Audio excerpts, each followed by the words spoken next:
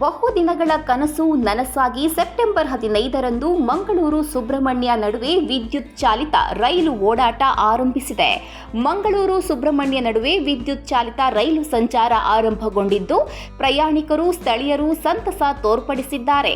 Diesel engine ಬದಲಿಗೆ ವಿದ್ಯುತ್ engine ಬಳಕೆಯಿಂದ ಪರಿಸರ ಮಾಲಿನ್ಯ ಕಡಿಮೆಯಾಗಲಿದೆ, ವೇಗವೂ ಹೆಚ್ಚಲಿದೆ. ಈ ಮಧ್ಯೆ ಹೆಚ್ಚುವರಿ ಬೋಗಿ ಅಳವಡಿಕೆಗೆ ಸಮಯ ಬದಲಾವಣೆಗೆ ಮನವಿಗಳು ಕೇಳಿಬಂದಿವೆ. ಈ ಬೆಳವಣಿಗೆಗಳ ಮಧ್ಯೆ ಬೆಳಗ್ಗೆ, ಸಂಜೆ ಮತ್ತು ಮಧ್ಯಾಹ್ನ ಸಂಚಾರದ ಎಲ್ಲಾ 3 ಪ್ಯಾಸೆಂಜರ್ ರೈಲುಗಳಿಗೆ ವಿದ್ಯುತ್ ಚಾಲಿತ ಎಂಜಿನ್ ಜೋಡಿಸಿ ಓಡಿಸುವ ಪ್ರಕ್ರಿಯೆ ಸೆಪ್ಟೆಂಬರ್ 15ರಂದು ವಿದ್ಯುಕ್ತವಾಗಿ ಆರಂಭಗೊಂಡಿದೆ.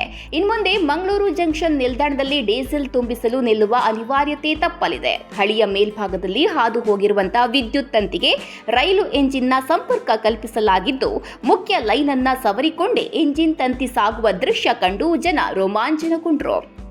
ಒಟ್ಟಾರೆಯಾಗಿ ರೈಲ್ವೆಗೆ ಸಂಬಂಧಿಸಿ ಒಂದೊಂದೇ ಧನಾತ್ಮಕ ಬೆಳವಣಿಗೆ ಆಗ್ತಿರೋದು ಪ್ರಯಾಣಿಕರಿಗೆ ಸಂತಸ ತಂದಿದೆ.